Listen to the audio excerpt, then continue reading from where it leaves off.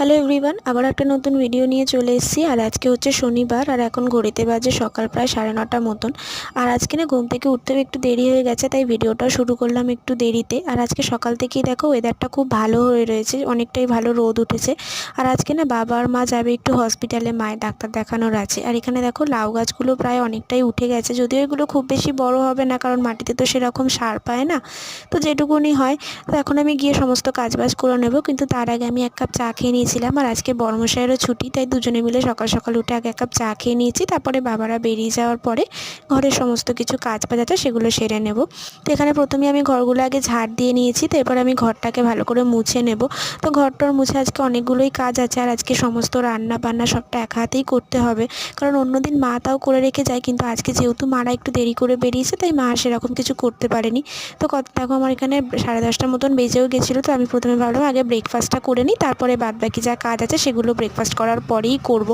তো ব্রেকফাস্ট করে নেওয়ার পরে আমি চলে এসেছিলাম রান্নাঘরে। ভাবলাম চান করতে যাওয়ার আগে সমস্ত আনাজ টানাজগুলো কেটে রেখে যাই, এতে করে আমারই সুবিধা হবে। কারণ রান্না করতে এলে না হাতের কাছে সমস্ত কিছু জোগাড় থাকলে তখন রান্নাটা করতেও তাড়াহুড়ো হয়, মানে তাড়াতাড়ি হয়ে যায় আর কি। আর না হলে একটা একটা করে জোগাড় করে রান্না করতে একটু অনেকটাই সময় লাগবে, অনেকটা বেলাও হয়ে যাবে। তো এখানে ডিমটা আলুটা সমস্ত কিছু আমি সেদ্ধও করে রেখেছি। আর এখানে সয়াবিনটাকেও কিছুক্ষণের জন্য জলে ভিজিয়ে রেখেছিলাম, যাতে একটুখানি নরম হয়ে যায়। তো আর এখন আমি যাব স্নান করতে, স্নানটা করে এসে পুজোটা দিয়ে নেব। পুজো দেওয়ার পরে বাদবাকি যা কাজ আছে সেগুলো কমপ্লিট করে তারপরে আমি যাব রান্নাঘরে। তো দেখো আমি স্নান টান করে এখন ঠাকুর ঘরে চলে এসেছি, পুজোটাও দিয়ে নেবার। আজকে স্নান করতে অনেকটাই বেলা হয়ে গেছিলো, প্রায় 11:30 12টা মতন বেজেও গেছিলো। আমি না হলে রোজ অনেকটা তাড়াতাড়ি সকাল সকাল স্নান করে নিই, মোটামুটি 9:30টার মধ্যে আমার স্নান হয়ে যায়। তো যেহেতু আজকে উঠেছি দেরিতে, তাই সব কিছু করতেও একটু দেরি হয়েছে।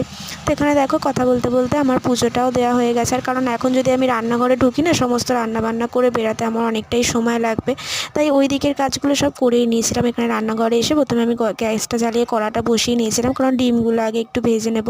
তো সমস্ত কিছু ভেজে তুলে নিয়েছি। আর এখন এখানে আলুর সাথে মশলাটাও কষাতে দিয়ে দিয়েছি ডিমের ঝোলের জন্য। আর আজকে তো বেশি কিছু রান্না নেই, শুধু ডিম করব আর একটু সয়াবিন করব। তো এখানে দেখো ডিমটা আমার হয়েই এসছে প্রায়। আর এখন না শীতকালে যে কোনো তরকারিতে একটু ধনেপাতা দিলে সেই তরকারির স্বাদটাই একটু অন্যরকম হয়ে যায়, তাই ধনেপাতাটা সব তরকারিতেই মোটামুটি দেওয়া হয়। আর এখানে দেখো ডিমের ঝোলটাও রেডি হয়ে গেছে আমার। আর এখানে বসিয়ে দিয়েছিলাম সয়াবিনটা হোক, ততক্ষণে দেখলাম বেসিনে অনেকগুলো বাসনও পড়েছিল, তাই ভাবলাম এদিকে যা হচ্ছে তরকারিটা হোক, আমি এদিকে বাসনগুলো তাড়াতাড়ি করে মেজে নিই। তো এখানে বাসনগুলো মোটামুটি মাজা হয়ে গেছে, শুধু ধুয়ে নেব।